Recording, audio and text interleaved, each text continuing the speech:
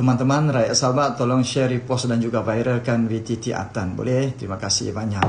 Saya membaca beberapa keratan akhbar media sosial daripada Suara TV, FMT dan juga Sabah Gazette. Kenyataan daripada Pesuruhjaya PAS Sabah, Datuk Ali Akbar Gulasan.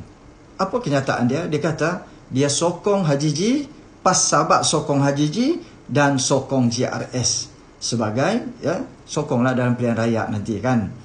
Kemudian alasan dia kata, Haji G ni secara jujurnya, dia masih menjadi pemimpin yang terbaik lah, yang cemerlang berbanding dengan ketua menteri yang terdahulu. Saya cuba baca daripada mula sampai akhir, apa sebenarnya poin-poin cemerlang. Tapi zero. Dia tidak terangkan pun apa yang cemerlang. Jadi saya nak terangkan kepada Datuk Ali Akbar Gulasan. Dengar kamu baik-baik. Kalau kamu dengar ini, tolong respon nanti. Apa yang cemerlang sebenarnya? Kalau kita tengok kegagalan kerajaan GRS dan kamu sendiri sebagai adun lantikan, saya tidak heran kalau kamu puji, kamu jilat dan kamu ampu Haji G dan GRS. Sebab kamu adun lantikan dalam kerajaan GRS. Bukan kamu menang, bukan PAS menang. Kemudian kamu dapat gelaran datuk dalam kerajaan GRS. So, saya tahu matlamat kamu, arah tuju kamu untuk menyokong GRS dan Haji G. Itu bahagian kamu. Saya tidak marah. Kamu sokonglah. Tidak apa. Rakyat Sabah tahu juga itu.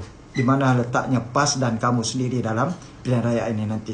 Cumanya, saya nak bagi tahu, kerajaan cemerlang apa dia? Kalau kemudahan 3 serangkai tidak selesai, 4 tahun lebih sudah, tidak selesai janji-janji itu saja ini. Apa kamu buat?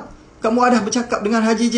Tolonglah kami PAS ini memperjuangkan agama dan bangsa. Kenapa kamu tidak bantu rakyat Sabah ni? Ada kamu cakap?